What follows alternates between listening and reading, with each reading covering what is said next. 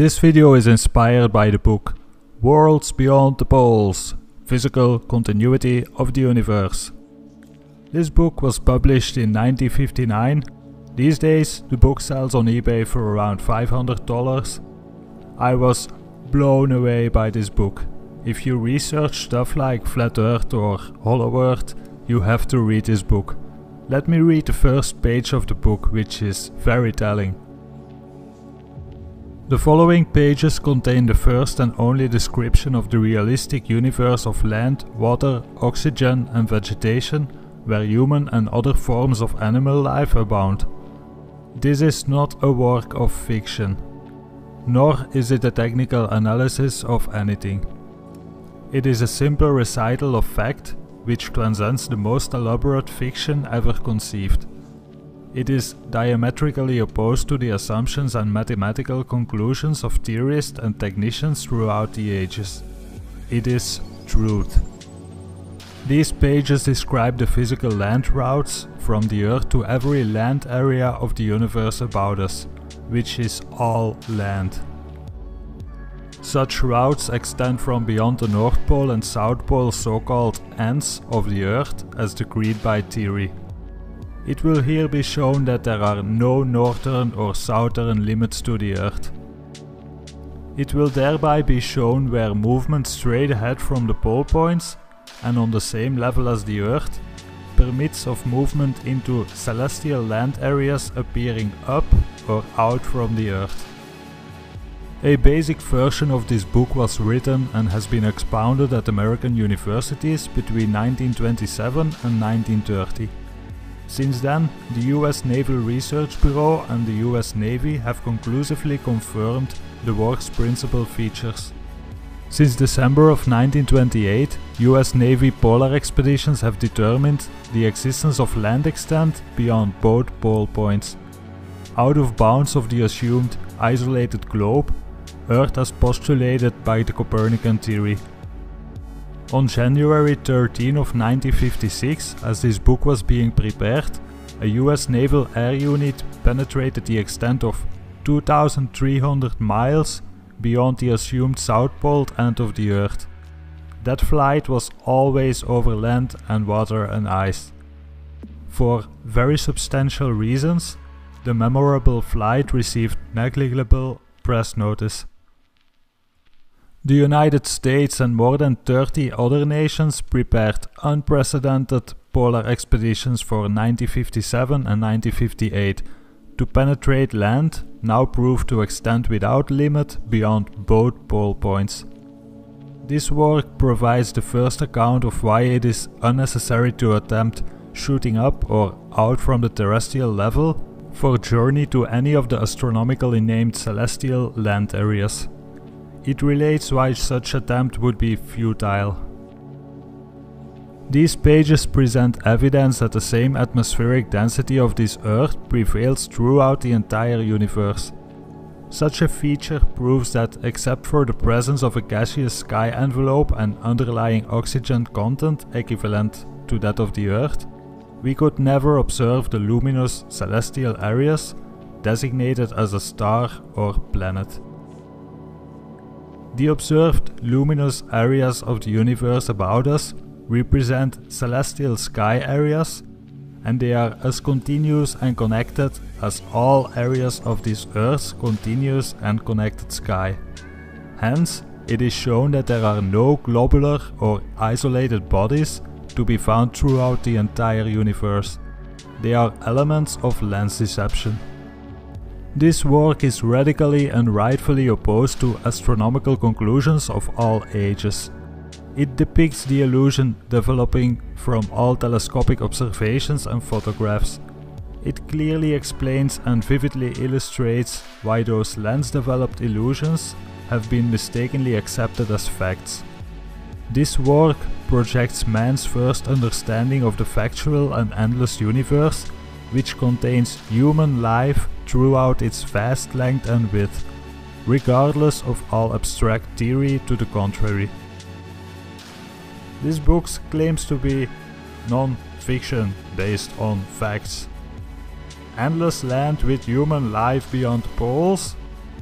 No one is talking about this book on YouTube. I only found 2 good videos so far, one from Chippy the Chipmunk and another great video from Flat Drop. I will link these videos in the description. Here are some other interesting parts I took out of the book. February of 1947. I'd like to see that land beyond the pole. That area beyond the pole is the center of the great unknown. Admiral Richard Byrd before his 7-hour flight over land beyond the North Pole. November of 1955. This is the most important expedition in the history of the world. Admiral Richard Byrd before departing to explore land beyond the South Pole. January of 1956. 13 members of the United States expedition accomplished a flight of 2,700 miles from the base at McMurdo Station, which is 400 miles west of the South Pole, and penetrated a land extent of 2,300 miles beyond the pole. Most of you probably know about the interview Admiral Byrd gave on the television. Here is a small part of it. Our guest tonight found out whether there was any land north of the North American continent. He made that first discovery flight, and I must say that Admiral Byrd, our guest tonight, is not only our greatest living explorer, but he's been an inspiration to countless Americans. Admiral Byrd, you've been to both the North Pole and the South Pole. Is there any unexplored land left on this earth that might appeal to adventurous young Americans? Yes, there is. And not up around the North Pole, because it's getting crowded up there now, because they find out it's really usable, not only to live in, but militarily. But strangely enough, there's left in the world today an area as big as the United States that's never been seen by a human being. And that's beyond the pole on the other side of the South Pole from Middle America. And I think it's quite astonishing that there should be an area as big as that unexplored. There is no physical end to the Earth's northern and southern extent. There is no space between areas of the universe, but there must deceptively appear to be space in all observations.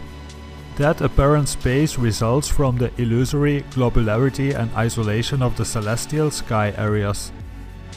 The concept that the universe is made out of globular and isolated bodies originated from the curvature that is created by all lenses.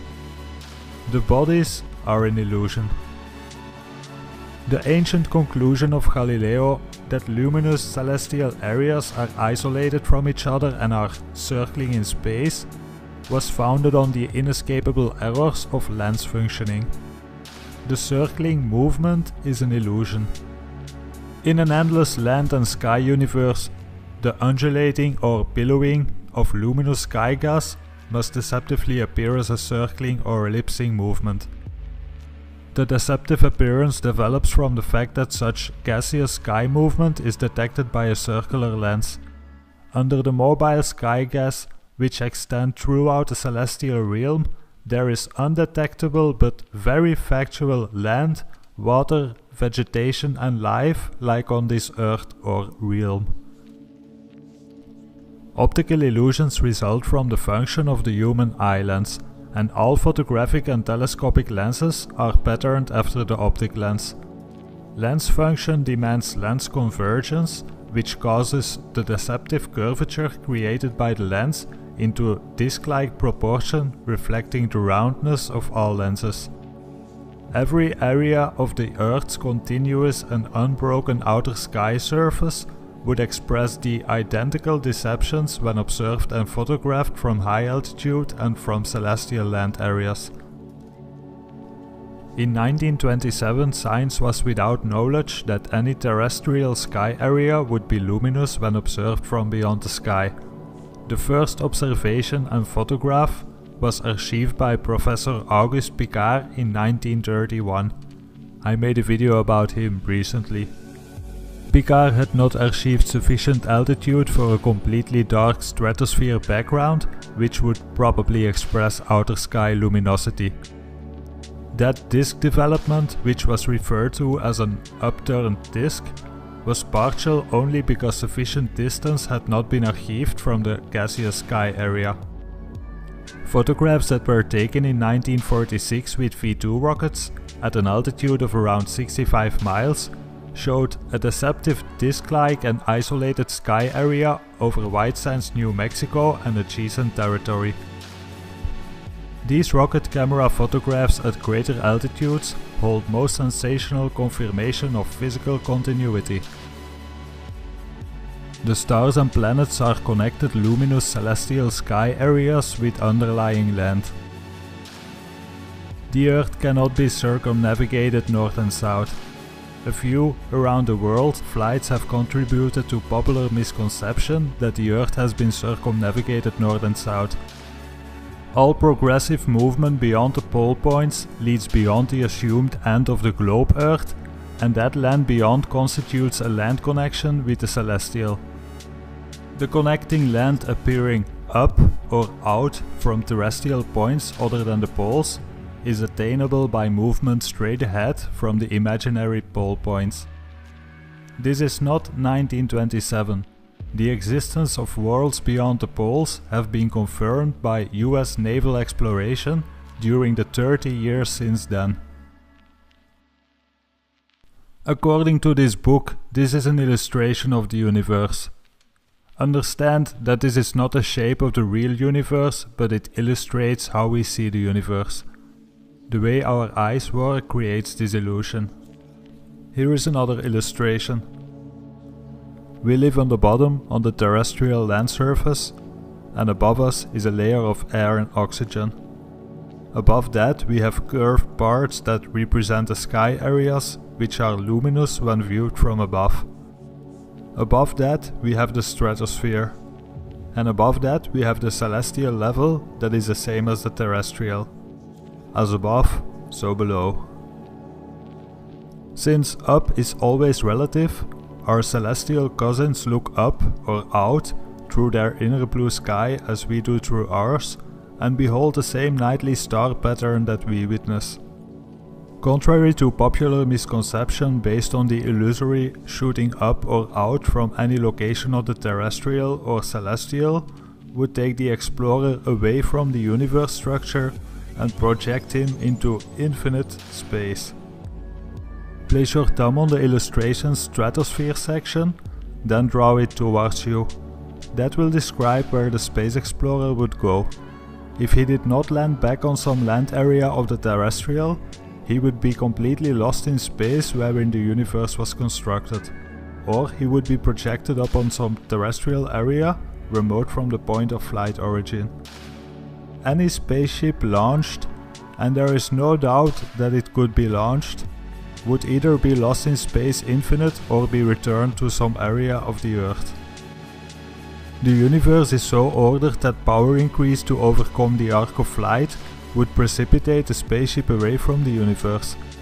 On the other hand, insufficient power would restrict the spaceship to the movement of all projectiles, and it would have to conform to the arc of flight, which would return it to some land area of the terrestrial. Up is always relative to the position we hold anywhere in the universe structure.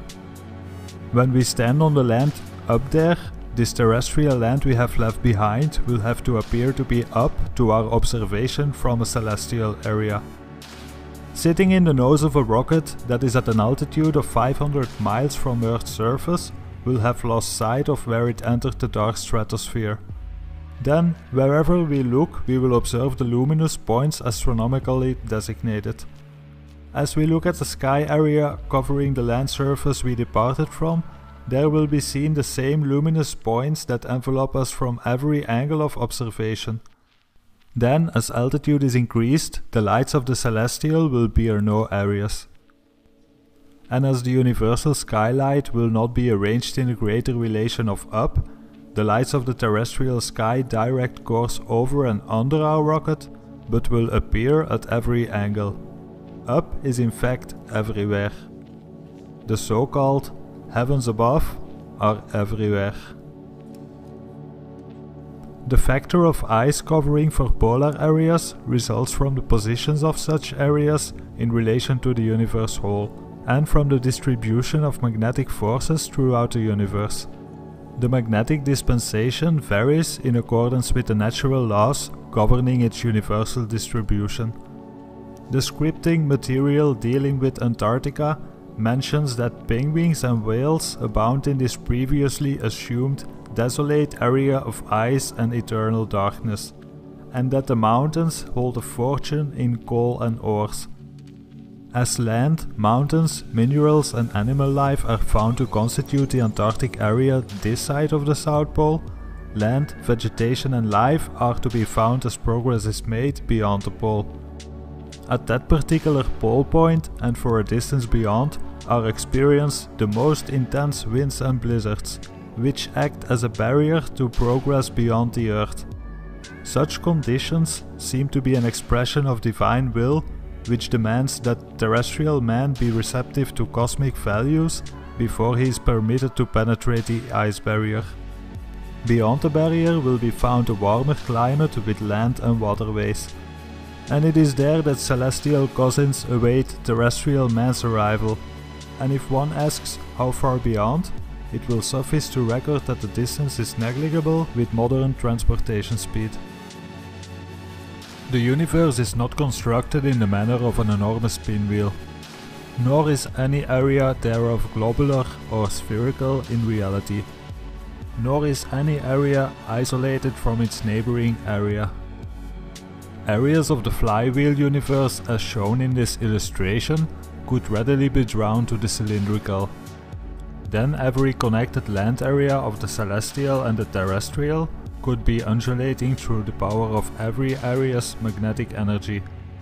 The undulating would be toward and away from the Sun, and the Sun would be moving in its unchanging course along the entire universe structure.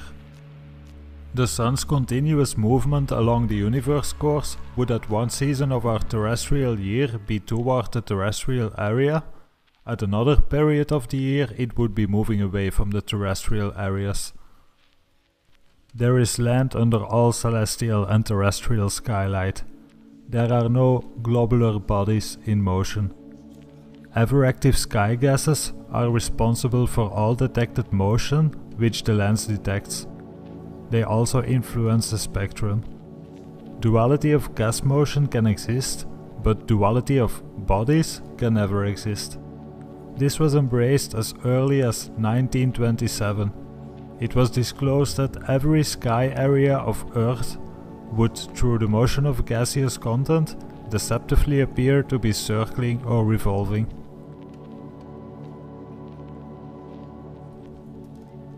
What if this book is reality? What if it's true? Can you imagine what would happen if the people find out about this? I don't know if it's true or not, but for me it was a very interesting book to read.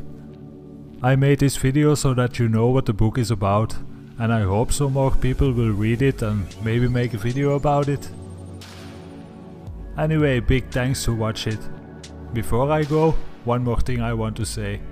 I started a new website called fefriends.com, which stands for Flat Earth Friends. It's a website where you can meet other flat earthers. I made it so that people can find each other and share information, maybe make new friends. That's what it's all about. If you're interested, check it out. If not, thanks for watching the video and bye bye. Admiral, an expedition to which I believe you're the advisor is now en route. What is that expedition doing? Well, that's the icebreaker Atka, and it's a reconnaissance expedition. It's going down to the South Pole area to make certain observations and to look for some bases. They will be back in April, and they will report back, and upon the information we get from that undertaking, we will base the bigger expedition that's to follow. Is that very definitely planned, or is that... That is being planned right now. So I'm willing to say to you that there will be a number of expeditions that will follow, I think, year after year, to the bottom of the world, because the government has really become interested.